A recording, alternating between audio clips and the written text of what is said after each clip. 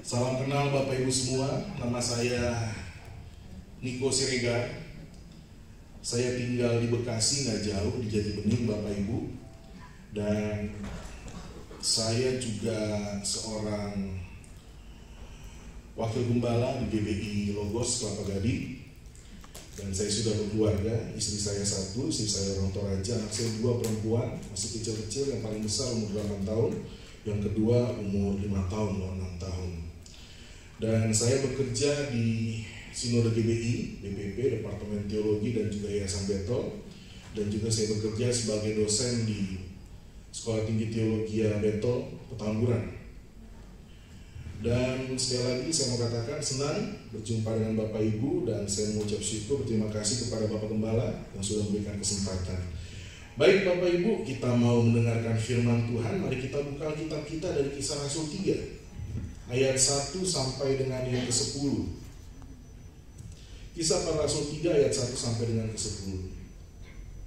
Kisah Para Rasul ditulis oleh Dr. Lukas, yaitu murid daripada Petrus dan juga Paulus.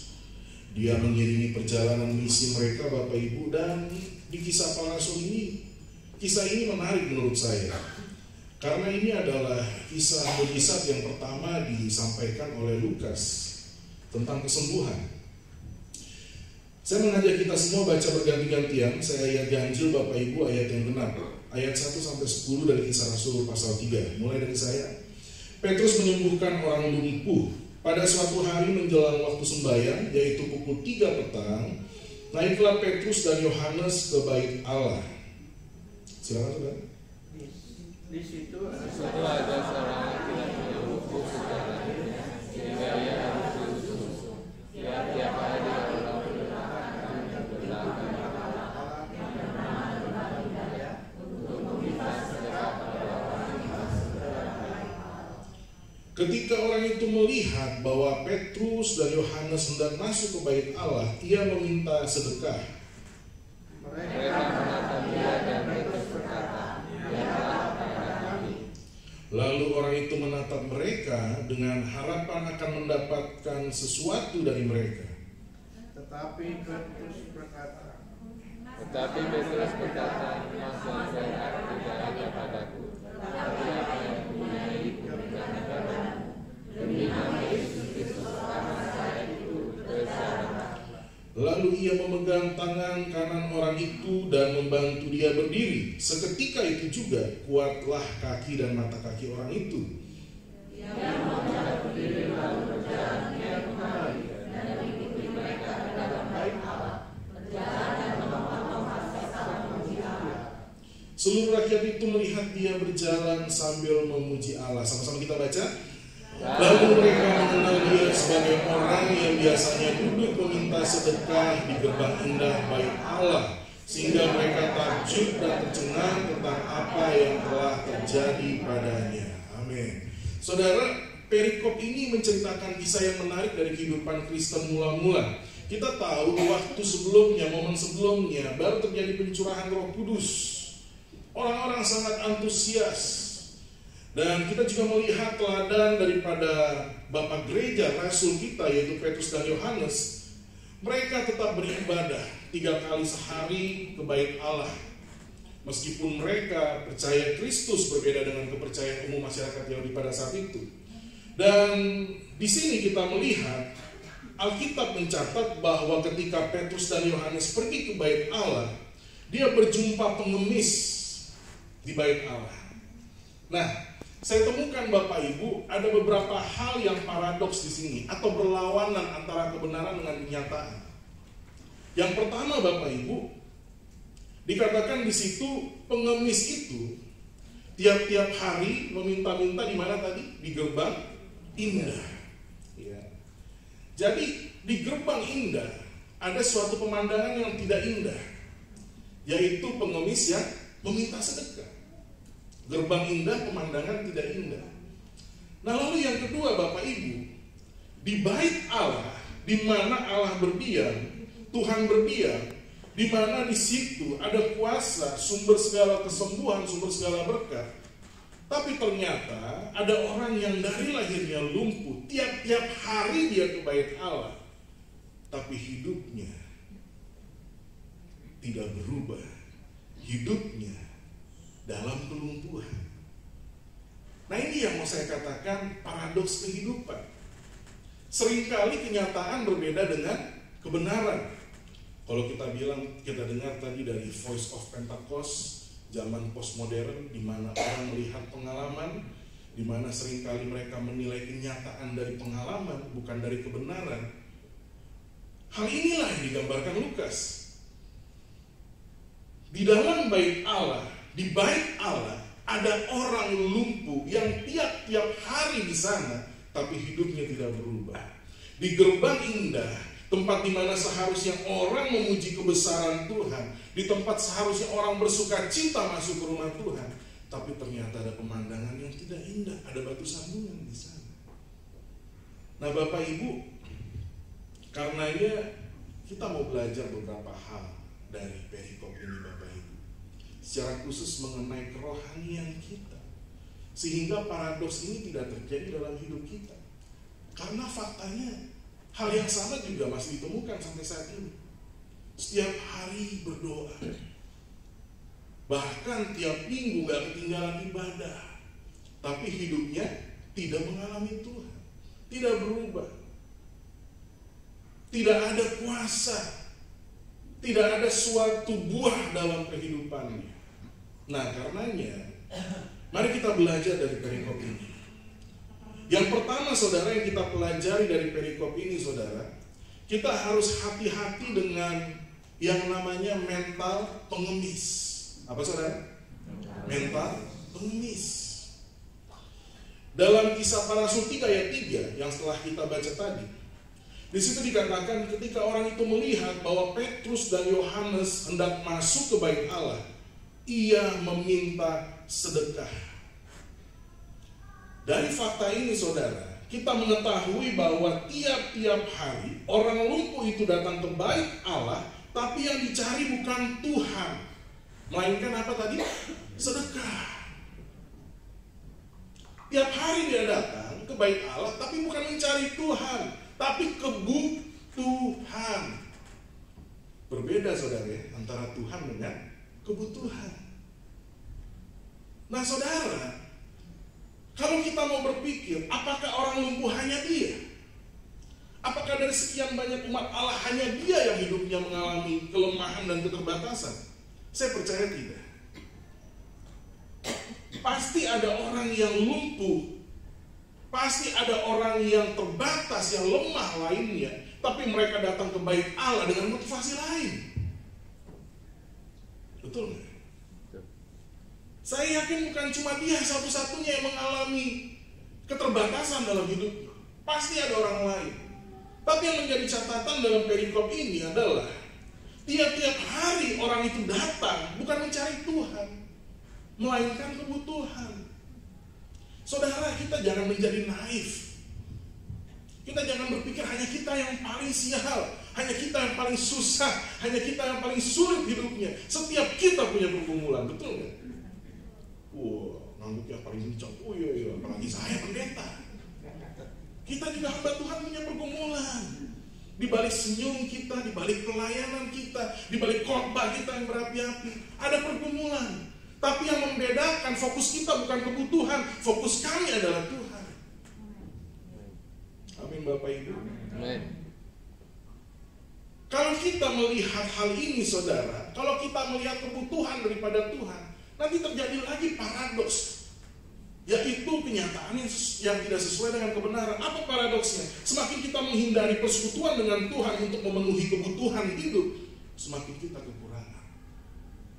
Semakin kita mencoba untuk menghindari persekutuan kita dengan Tuhan untuk memenuhi kebutuhan hidup, bukannya semakin terpenuhi kebutuhan kita, bukannya semakin terpuaskan kebutuhan kita, malah semakin kekurangan. Coba kalau nggak percaya. Kenapa demikian? Karena firman Tuhan sudah katakan dalam Yohanes 15 ayat 5. Apa saudara dikatakan? Ada yang tahu? akulah pokok anggur dan kita rantingnya. Kalau kita tinggal di dalamnya, maka kita akan berbuah lebat. Di luar aku, kata Tuhan, kamu tidak bisa berbuat apa-apa. Makanya jangan heran, jangan bingung kalau kita menghindari persekutuan kita, peribadatan kita dengan Tuhan untuk mencari kebutuhan, bukannya semakin terpuaskan, tercukupi, terpenuhi, malah kita akan semakin kekurangan. Karena yang bisa memenuhi hidup kita hanya Tuhan. Ini dulu yang dipahami supaya kita tidak terjebak dengan mental pengemis. Kenapa? Karena mental pengemis adalah sikap hati yang selalu resah harta, selalu merasa kurang dan khawatir terhadap masa depan, mengharapkan kebutuhan lebih daripada Tuhan. Itu mental pengemis. Mental pengemis berpikir bahwa kita bisa hidup di luar Tuhan, bahwa kebutuhan itu segalanya dan itu yang bisa memenuhi hidupku. Salah. Bukan kebutuhan yang memenuhi hidup kita, tapi Tuhan.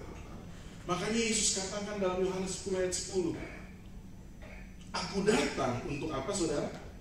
Memberi hidup. Dikatakan aku datang supaya kamu mempunyai hidup dalam kelimpahan. Yesus datang supaya kita memiliki apa? Hidup. Nah, hidup di sini, saudara, yang perlu kita pahami memakai kata zoe. Ada 3 kata Yunani yang dipakai untuk menjelaskan tentang hidup. Yang pertama itu bios. Bios itu artinya kehidupan fisik, badani. Makanya ada kata biologi, pelajaran tentang ilmu kehidupan. Ada bioskop, film hidup. Lalu yang kedua katanya adalah suke. Suke itu kehidupan jiwa, emosi, perasaan di situ. Makanya ada kata psikologi. Tapi kata yang dipakai Alkitab bukan bios dan zoe, bukan bios dan suke, tapi zoe, saudara. Zoe itu artinya hidup yang bukan hanya fisik dan jiwa, tapi bahkan kekekalan. Kebutuhan mungkin bisa memenuhi kehidupan fisik kita. Kebutuhan bisa memenuhi kehidupan jiwa kita. Tapi yang bisa memenuhi seluruh hidup kita secara holistik bahkan sampai kekekalan, itu hanya Tuhan. Nah, karenanya saudara, kita harus hati-hati sama mental pengemis seperti orang lumpuh itu. Dia datang tiap hari ke bait Allah, tapi bukan mencari Tuhan, mencari kebutuhan. Makanya gak pernah ada perubahan dalam hidupnya, gak pernah ada pengenalan dalam hidupnya, gak pernah ada yang namanya kuasa di dalam kehidupannya, saudara. Ketika orang lain datang dengan pergumulan, keluar dengan sukacita memuji Tuhan, dia datang dan pulang sama saja, dan selalu di dalam kekurangan. Itulah akibat daripada mental pengemis. Nah, saudara, lalu apa yang harus kita lakukan? Kita harus mengubah mental kita. Kita harus memiliki yang namanya mental anak raja. Apa, saudara? Mental anak raja. Ketika dia bertemu Petrus dan Yohanes, lalu dia minta sedekah kepada Petrus dan Yohanes, apa yang dikatakan Petrus di situ? Ada yang masih ingat dari firman Tuhan? Emas dan perak aku tidak punya. Saudara, dari sini mari kita lihat dan sadari bahwa sesungguhnya posisi keadaan daripada pengemis dan Petrus itu sama. Enggak punya emas dan perak, betul nggak? Sama. Sama-sama enggak punya. Tapi ketika mentalnya berbeda, sikapnya pun berbeda. Petrus tidak berhenti kepada kata emas dan perak aku tidak punya, tapi dia katakan setelah itu, demi nama Yesus, berjalanlah. Petrus menyadari bahwa di dalam hidupku ada kuasa. Petrus menyadari bahwa di dalam hidupku ada otoritas. Petrus menyadari bahwa aku punya Tuhan yang besar. Makanya di dalam kekurangannya, keterbatasannya, ketidakpunyaannya, dia tidak berhenti dan menyerah di situ. Dia tidak bersungut-sungut atas itu, tapi dia bisa berkata dengan penuh otoritas, demi nama Yesus berjalan. Itu mental anak raja, saudara. Mental anak raja bukan mental yang mengandalkan, tapi mental yang bertanggung jawab. Amin. Kita sebagai orang-orang Kristen, umat Tuhan, kita harus memiliki mental anak raja. Kita harus memiliki mental anak raja, Bapak Ibu. Apalagi Tuhan kita bukan Tuhan settingan, tidak. Tuhan kita Tuhan yang hidup, yang tidak pernah berubah dulu, sekarang dan selamanya. Artinya saudara, kalau kita sudah diberikan kuasa, ya, Yohanes 1 ayat 12, firman Tuhan bilang apa saudara dalam Yohanes 1 ayat 12? Saya bacakan biar kita semua tambah yakin.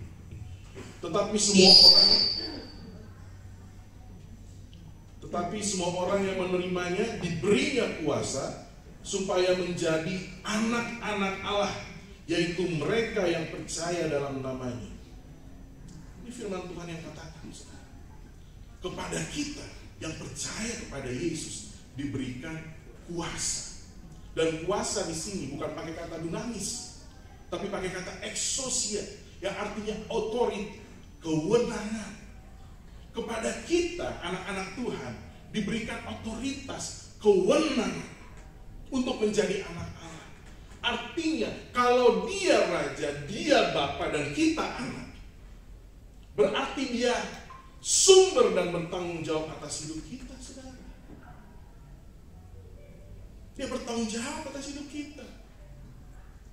Lah kalau dia bertanggung jawab atas hidup kita, ngapain kita khawatir? Kalau dia bertanggung jawab atas hidup kita, ngapain kita takut? Ngapain kita resah?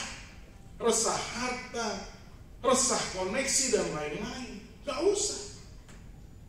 Makanya jelas dalam Matius, jangan khawatir. Burung di udara aja Tuhan pelihara, bunga bakung didandani, apalagi kita anaknya. Siapa yang bisa menambahkan aja sehasta dalam umur kita? Gak ada.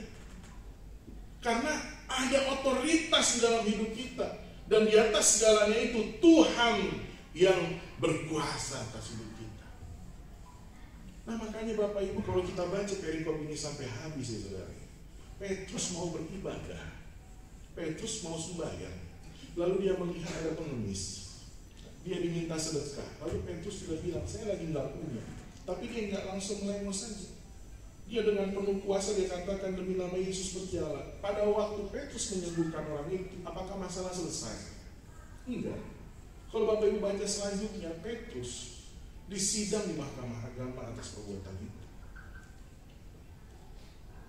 Tapi yang mau saya tanyakan selanjutnya, apakah Petrus takut? Apakah Petrus dia merasa dirugikan oleh situ? Enggak. Kenapa? Karena dia memiliki mental anak raja. Saudara, kalau kita punya mental anak raja, saudara, kita nggak peduli kata orang, tapi kita mau peduli atas keadaan orang. Kalau kita punya mental anak raja, fokus kita bukan kebutuhan, tapi fokus kita Tuhan. Fokus kita kerajaan Allah, dan kita percaya Tuhan akan tambahkan ke dalam kehidupan kita sesuai dengan anugerah dan karunia-Nya. Kalau kita memiliki mental anak raja, saudara, kita akan bertanggung jawab. Kita nggak akan sia-siakan hidup kita, kita akan sepelekan hidup kita. Memang saudara pikir saudara hidup cuma untuk makan, kerja. No. Kita diciptakan untuk memuliakan Tuhan. Kita diciptakan untuk kepentingan Tuhan. Karena itu kita harus bertanggung jawab. Jangan ada di antara kita yang punya prinsip, oh hidup cuma sekali, mari kita bersenang-senang. Jangan. Hidup cuma sekali, mari kita bertanggung jawab atas kehidupan kita. Karena pada akhirnya kita akan menghadapi penghakiman. Itulah yang menjadi dasar saya melayani Tuhan, saudara. Saya ingat waktu saya SMA, saya mengalami pergumulan. Karena di SMA saya mula-mula, saya dipanggil, saya dipulihkan Tuhan dari banyak kepahitan, kekecewaan. Dari SMP saya punya pengalaman dibully, saudara. Dan saya ingin bunuh diri waktu itu, menyayat pergelangan saya. Kebanyakan nonton soalnya. Iya, tapi nggak berani karena takut, Pak. Tapi tiap hari tuh kayak neraka, stres, kurus. Saya nggak bisa ngomong ke orang tua saya karena dididikan orang Batak. Ini orang Batak yang bertobat waktu itu ya. Kalau misalnya kita dijahatin orang, bapak kita malah kasih benda lawan. Gitu. Kamu dipukul nih, pukul balik, stres. Kenapa? Karena lawan saya banyak, saya bully. Tapi waktu SMA saudara, dari Rockris saya mengalami perjumpaan dengan Tuhan. Dan saat itu saya bernazar sama Tuhan, Tuhan saya mau melayani Tuhan. Nah waktu saya ceritakan kepada orang tua saya, perkataan yang keluar daripada orang tua saya begini, kamu mau jadi hamba Tuhan mau makan apa? Makan batu. Karena memang di tahun-tahun 90-an hamba Tuhan gak seperti sekarang. Hamba Tuhan itu hidupnya susah, apalagi yang karismatik Pak. Dan saat itu orang tua bilang begitu. Tapi saya berdoa, saya bergumul. Apalagi dalam keluarga saya nggak ada hamba Tuhan. Saya bergumul. Dan akhirnya saya meneguhkan komitmen saya masuk sekolah pendeta. Waktu saya masuk sekolah pendeta S1 di Petamburan, saya sudah hidup baik-baik. Lalu saya punya bayangan, di sekolah pendeta saya ketemu teman-teman pelayanan yang baik-baik, pelayanan yang mendukung. Baru seminggu saya kehilangan barang. Bahkan lagi makan di asrama, kita lagi berdoa terjadi karunia pengangkatan. Bisa hilang ayam sudah. Bukan hanya itu, bukan hanya hilang barang di kelas, di jemuran pun bisa hilang itu. Dan baru di bulan-bulan kedua atau bulan ketiga, kami sekelas kena prank, kena tipu. Ada mahasiswa, teman mahasiswa yang bilang, mama saya sakit, kita kumpul donasi. 3 kali dia kumpul donasi, kita kumpul donasi untuk dia. Pas hari yang keempat, dibilang sakit donasi, kami penasaran, mau lihat mamanya, kami jenguk. Kami ke rumahnya, buka pintu, ternyata mamanya sehat, saudara. Kita bilang, loh, katanya ibu sakit, enggak pernah sakit. Wah, jangan-jangan ini anak pakai uang untuk narkoba lagi. Jadi ternyata paradoks lagi saudara, yang saya pikir isinya malaikat, banyak juga orang yang berproses belum jadi malaikat saudara. Tapi puji Tuhan dalam perjalanan itu saudara, saya pegang teguh terus komitmen saya. Saya mau cari Tuhan, saya mau melayani Tuhan. Luluslah saya. Lalu S2 saya masuk ST Jakarta, dan setelah itu saya bekerja di Sinode saudara. Dan saudara, yang mau saya saksikan, sampai sekarang bahkan pernikahan saya sekalipun, itu bukan hanya pemeliharaan tapi mujizat Tuhan nyata. Bahkan yang dikatakan mau makan batu, sampai sekarang saya belum pernah makan batu. Sampai sekarang saya makan enak, makanya badan saya mengembang kan. Tapi saya udah komit, di umur 40 saya stop makan sehat sekarang. Jadi saudara, ternyata di dalam Tuhan kebenaran lebih nyata daripada kenyataan. Amin. Kebenaran lebih nyata daripada kenyataan. Kenyataannya waktu itu hamba Tuhan susah. Kenyataannya waktu itu orang yang masuk sekolah teologi kebanyakan malah meninggalkan Tuhan. Kenyataannya waktu itu mau jadi pelayan Tuhan itu gak gampang, gak ada yang support. Tapi ternyata gak begitu. Kebenaran Tuhan nyata dalam hidup saya. Itu hanya sepenggal saja dari kehidupan saya dan banyak hal lainnya. Bahkan saya baru share juga ke Pak Gembala tadi, baru-baru ini kami menerima mujizat yang luar biasa bagi gereja kami. Apa yang gak pernah kami pikirkan, kami lihat Tuhan sediakan lunas full. Kenyataannya sulit Pak untuk mencari gedung, sulit sekali untuk membiayai persekutuan. Tapi cara Tuhan, kebenaran Tuhan, ketika dia nyata, itu membuat kita kagum-kagum sama Tuhan. Kagum-kagum sama Tuhan. Nah itu yang ditunjukkan oleh Petrus. Mental yang sungguh-sungguh berharap kepada Tuhan. Mental anak raja. Pernahkah seorang anak raja berharap kepada rakyatnya? Berharap kepada orang yang mendukungnya? Nggak pernah. Ketika berperang, di manakah raja? Paling depan memimpin pasukannya.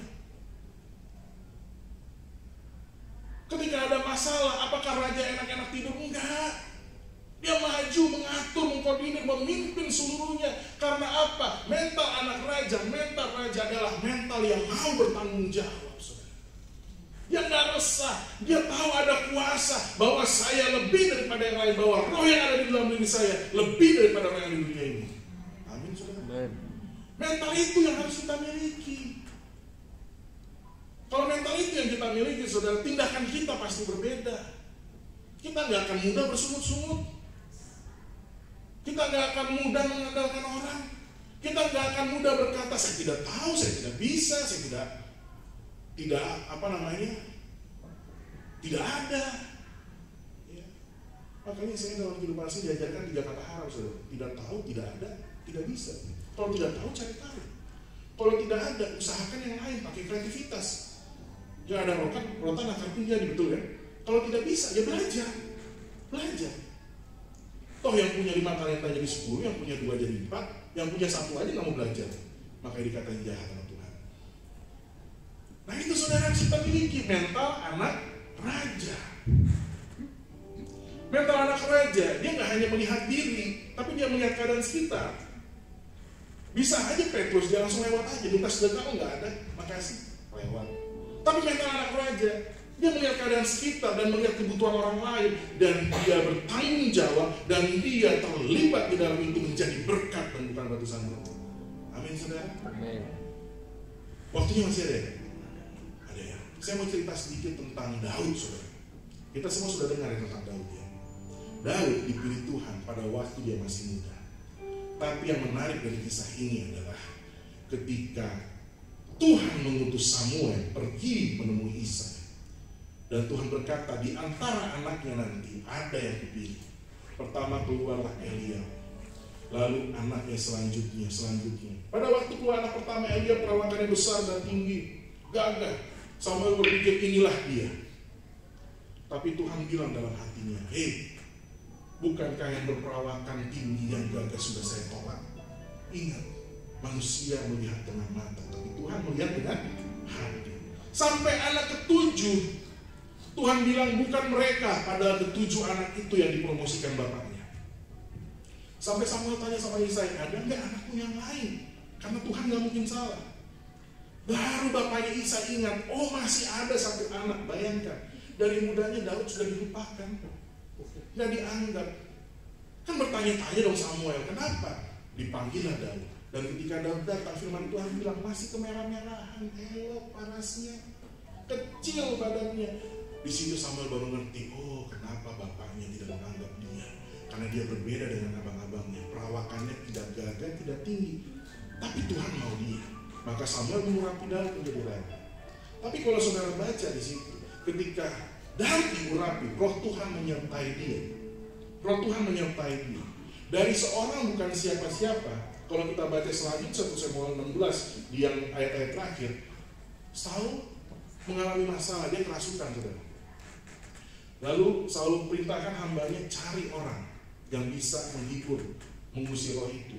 Hambanya bersaksi, ada seorang muda, dia pahlawan. Dipanggillah Daud. Bayangkan, Daud dianggap pahlawan sejak roh Tuhan menyertai dia. Waduh, saudara, kita bukan siapa-siapa. Hanya karena roh Tuhan aja kita bisa dipromosikan. Amin, saudara. Dan Daud menjadi pemain musik, bukan prajurit. Lalu tibalah momen dalam 1 Samuel 17, yaitu ketika Israel berhadapan dengan Filistin, dan dari pihak Filistin itu ada jagoan yang namanya Goliat. Firman Tuhan bilang, tiap pagi dan petang Goliat maju keluar barisan, lalu menantang Israel berteriak, mana perwakilanmu, mana jagoanmu, hadapi saya, kita duel aja. Kalau siapa yang menang, negara itu yang menang. Tiap hari pagi dan petang dia mencaci maki, dia berteriak menantang. Gak ada umat Israel yang maju. Sampai suatu ketika Daud disuruh bapaknya bawa bekal untuk abangnya. Dan ketika Daud bawa bekal untuk abangnya, terdengarlah suara itu oleh Daud ketika Goliat menantang Israel. Dan kalau saudara baca, pada waktu Daud di situ, firman Tuhan menjelaskan, Goliat berteriak mencaci maki menantang, umat Israel seluruhnya takut. Tapi Daud, dia malah berkata begini, siapakah orang yang tidak bersunat itu yang mencaci maki umat barisan Tuhan? Saudara, kalau kita mau jeli, ada perbedaan mental dan pandangan antara umat Israel dengan Daud. Umat Israel, mereka melihat Goliat sebagai seorang prajurit yang sulit dikalahkan, jagoan yang sakti mandraguna. Tapi Daud melihat Goliat orang tidak bersunat. Artinya apa? Daud melihat Goliat sebagai orang yang tidak punya perjanjian dengan Tuhan, sedangkan Daud melihat dirinya dengan umat Israel adalah umat Tuhan yang memegang perjanjian dengan Tuhan lewat sunat. Hei saudara, kita ini anak Tuhan. Kita ini anak Tuhan. Dan kadang-kadang paradoksnya udah anak Tuhan, kadang-kadang gak lihat Goliat sih. Bukan Goliat yang kita lihat, hanya masalah ecek-ecek. Udah takut kita, udah baper kita, udah menyerah kita. Tapi Daud, dia berbeda dengan umat Israel. Dia berkata, siapa orang tidak bersunat ini? Dan orang-orang di sana bilang, udah datang ke Saul, minta supaya kau diutus melawan Goliat. Pada waktu Daud datang ke Saul, ternyata bukan hanya bapaknya dan juga umat-umat Israel, tapi bahkan raja sendiri meremehkan Daud. Saul bilang, lu berani maju?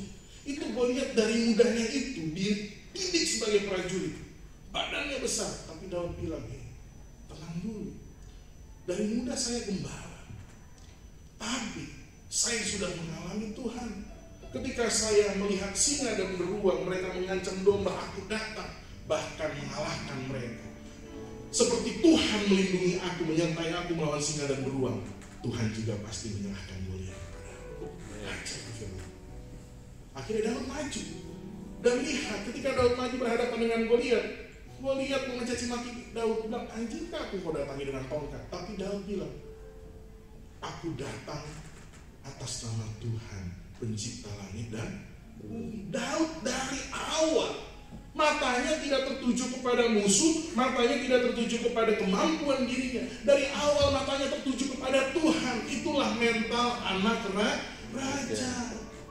Kalau saudara mau mengalami kuasa perubahan dalam hidupmu, saudara mau mengalami kuasa Tuhan dalam hidupmu, berhenti memandang musuhmu, berhenti memandang orang lain, berhenti memandang dirimu, tapi mulai pandang Tuhan dalam hidupmu. Amin saudara. Itu mental anak raja. Makanya gak heran kalau Daud memenang terus atas segala peperangan, karena matanya tertuju kepada Tuhan. Dan itu yang dia tulis dalam Mazmur, mataku tertuju kepada Tuhan. Aduh saudara, kita jangan jadi penonton deh saudara, tapi mari kita menjadi pelaku sebagai anak-anak Tuhan yang memiliki mental raja. Amin saudara. Amin. Karena dunia ini memang betul, mereka itu mencari kebenaran. Dan mencari kebenaran itu halnya gak mistis. Bukan mistis, bukan tiba-tiba langit terbelah lalu keluar suara, percaya gak, kalau gak percaya neraka. Gak begitu. Mereka melihat kebenaran, ya dari kita anak-anak Tuhan. Kita berani gak hidup benar di tengah-tengah ketidakbenaran? Kita berani gak memiliki integritas di tengah-tengah semua kecurangan? Kita berani gak berkata, aku punya Tuhan yang besar di tengah-tengah orang yang mencaci maki Tuhan?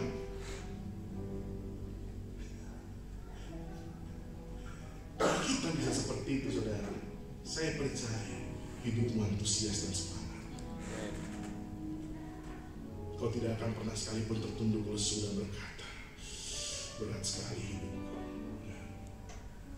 Tapi kau bisa berkata, aku mengucap syukur atas pertolongan Tuhan. Saudara, karena kalau mau ngomong berat hidup saudara, apalagi saya yang badannya berat saudara. Setiap kita bisa berat-beratan saudara. Ya. Makanya lihat deh, mau di arisan, mau di warung kopi, apa yang dibicarain? Kebanyakan kesusahan hidup. Makanya ngopi 3 kali tetap aja nambah lagi. Saking banyak kesusahan hidup ya. Makanya saya rindu di warung kopi saudara, kita bicara kesaksian tentang kebaikan Tuhan. Amin. Bahkan kalau bisa ada 3 kali nambah lagi sampai nama Tuhan dipermuliakan. Amin saudara. Amin. Kita harus ubah itu. Harus ubah itu. Kalau kita selalu bicarakan masalah, mental pengemis tadi, kita membesarkan masalah, masalah itulah Tuhan dalam hidup kita. Itu sama aja saudara ya, sama aja saudara. Ketika saya melihat Pak Gembala dengan mic, itu jelas lebih besar Pak Gembala. Tapi kalau kita bicara masalah, saudara, itu mendekatkan terus sampai ketutup mata kita. Pak Gembala sampai nggak kelihatan. Itulah kenapa Tuhan nggak kelihatan dalam hidup kita. Karena kita membesarkan masalah daripada mengucap syukur, saudara. Makanya ubah mindset mental kita. Jangan lagi memiliki mental pengemis, tapi miliki mental anak raja. Nah, saudaraku yang berkasih dalam Tuhan Yesus Kristus, ketika Petrus katakan emas dan perak tidak ada padaku, demi nama Yesus orang Nazaret itu berjalanlah.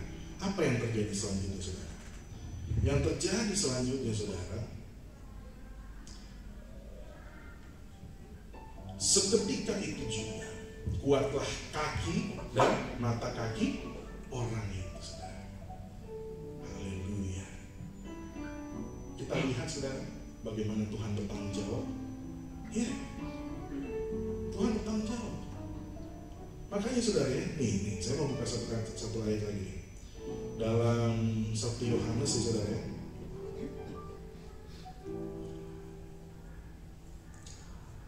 1 Yohanes 3 ayat 22 sampai 24. Bisa nggak ditampilin semua ayat atau satu ayat ya? Ditampilin. Oh, kalau gitu mulai dari ayat 24. Bapak Ibu yang punya Alkitab atau Alkipon, buka dari 20 sampai 24. 1 Yohanes 3. Ini saudara ya, perhatikan.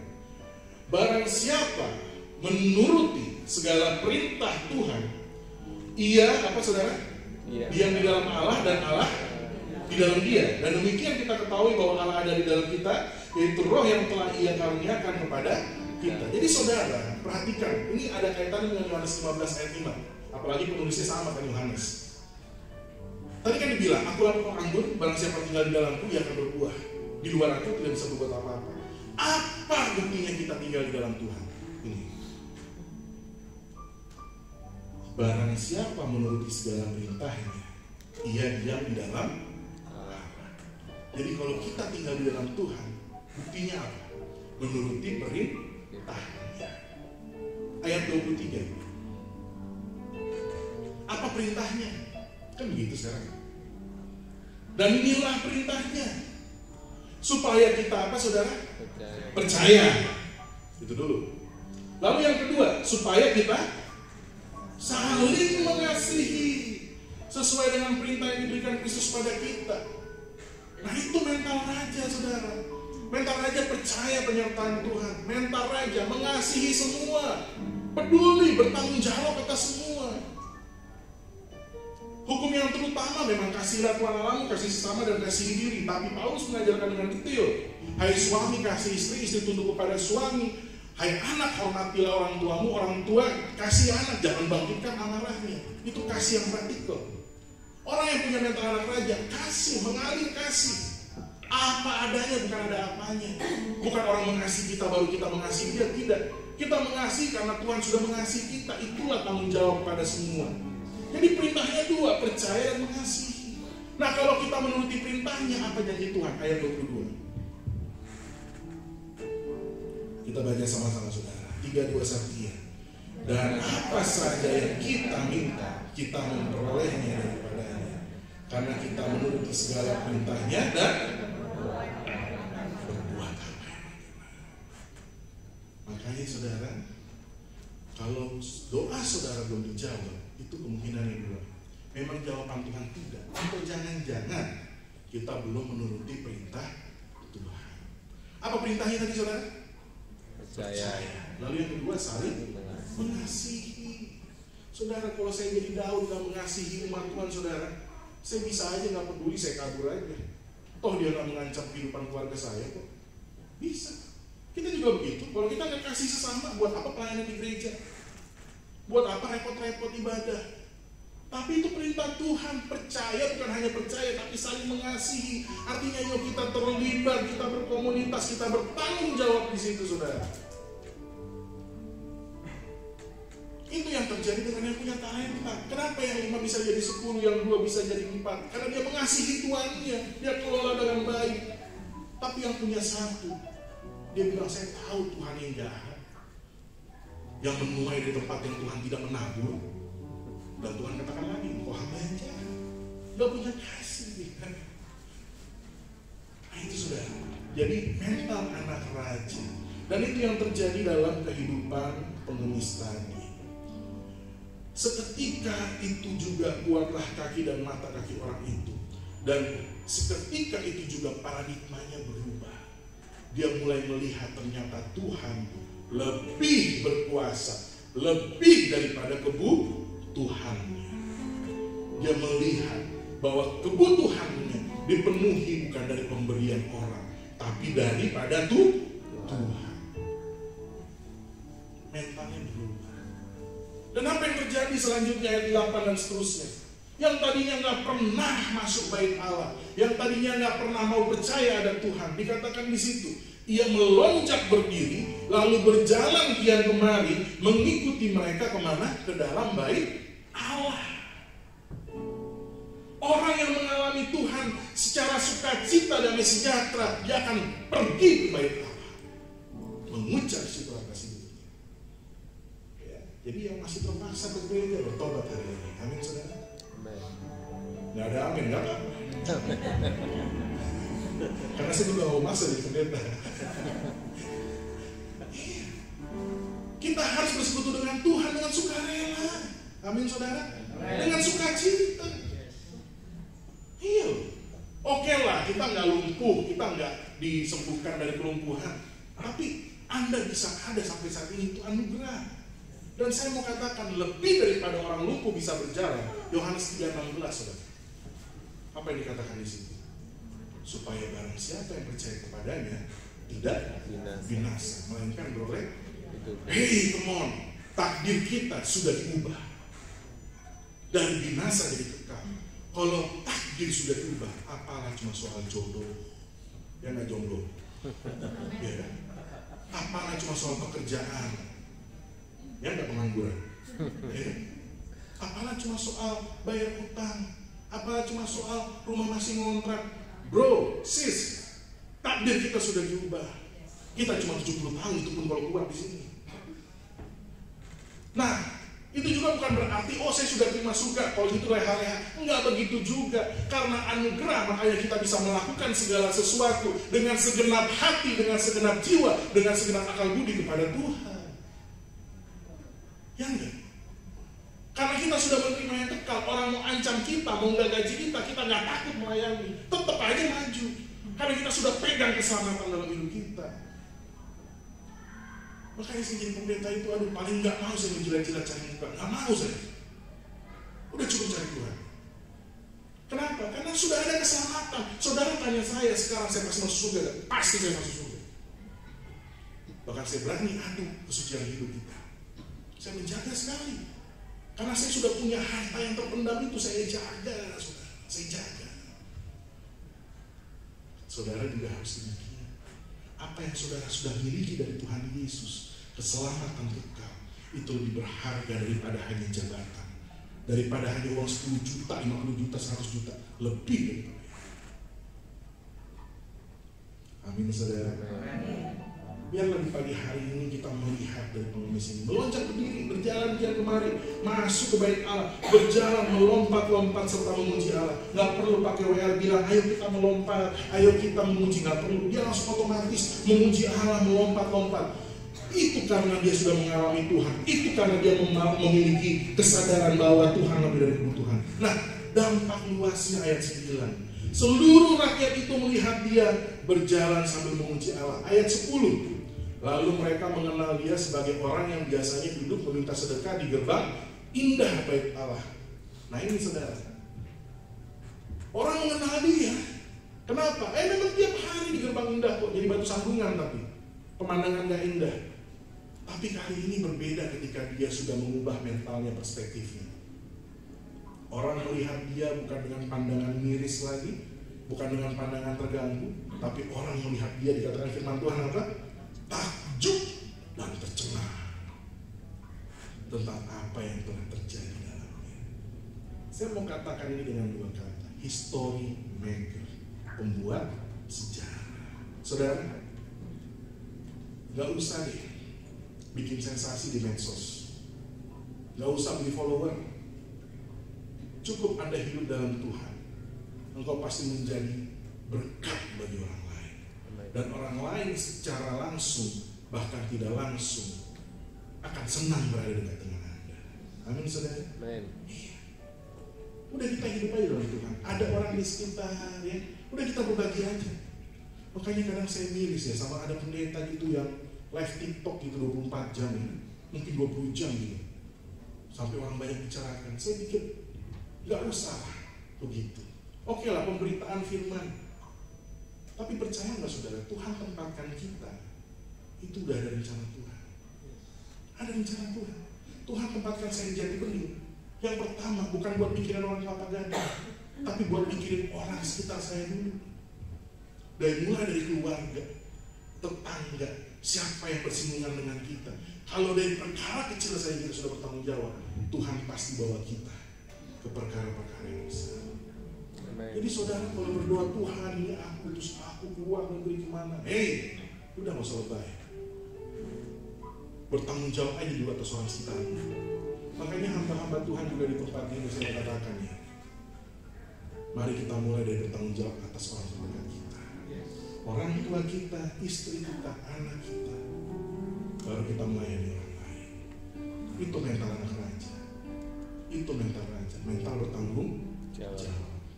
Dan lihat, semua takjub tercengang, semua takjub tercengang, dan semua memuji Tuhan. Kalau kita tinggal di dalam Tuhan, kalau kita melihat Tuhan lebih dari kebutuhan, hidup kita pasti menakjubkan, saudara. Hidup kita menakjubkan. Kalau disuruh bersaksi, gak usah mikir-mikir lagi, apa ya bimbingnya, apa ya, enggak. Akan banyak kesaksian hidup keluar dari kita. Dan saya percaya, kita akan rindu bersaksi. Makanya saudara, mungkin kita nggak lumpuh seperti orang lumpuh ini, tapi jangan sampai kerohanian kita lumpuh. Jangan sampai kerohanian kita lumpuh. Kita hanya duduk diam di gereja, lalu kita pulang, kita nggak ceritakan tentang kebaikan Tuhan. Kita nggak mengalami kebaikan Tuhan, itu lumpuh. Anda harus menjadi ranting yang hidup, jangan menjadi kayu mati deadwood. Kenapa? Karena kayu mati ketika dia jatuh di air, dia hanya akan menyumbat aliran saja, saudara. Dan kayu mati endingnya busuk. Tapi kalau kita ranting yang terkoneksi dengan Tuhan, kita pasti berbuah pada musimnya. Dan bukan hanya kita yang menikmati, orang sekitar kita akan menikmati buahnya. Dan mereka akan bersaksi, oh pohon ini pohon yang unggul. Tuhan kita Tuhan yang unggul. Amin saudara. Miliki mental raja, jangan mental pengemis. Itu khotbah saya hari ini. Tuhan Yesus memberkati. Shalom.